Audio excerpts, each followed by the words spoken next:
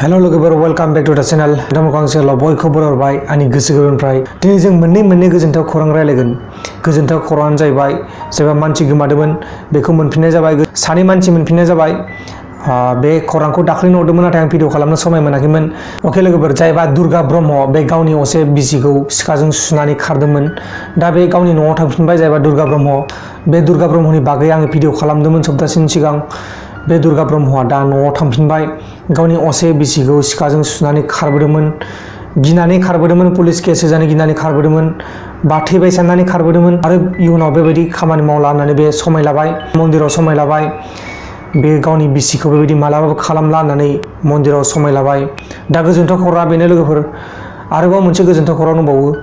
जायबा निरिबिलि गयारि गोमानाया 9 मास जाबायमोन, बे निरिबिलि गयारिखौबो मोनफिनबाय। गोजोनथाव खौराङा बेनो। आसरित लोगोफोर, 9 मासनि उनाव बे मासावसो बे निरिबिलि गयारिखौ मोनफिननाय जाबाय। बेखौ थैदों सानदोंमोन न'खरनि मानसिफ्रा, बा बबेयावबा फाग्लि जानानै दं सानदोंमोन, बा सोरजोंबा हाबा जाहैदों सानदोंमोन। जायबा निरिबिलि गयारि बेथ' मेघालयनिमोन। मेघालय डिस्ट्रिक्टआ जाहैबाय खासि हिल्स आरो बिसोरनि गामिनि मुङानो जाहैबाय गार' बस्ति।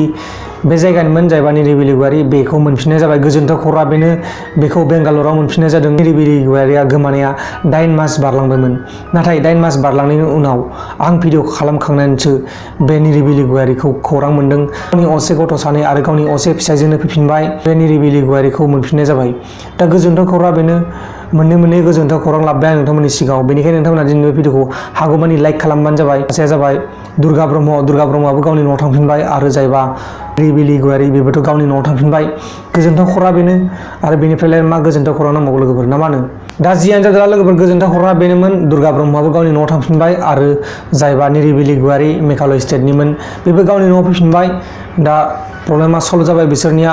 आरो गोबां बेबायदिनो मानसि गोमानाय दंबावो। आं भिडिअ खालामनो समाय मोनाखै।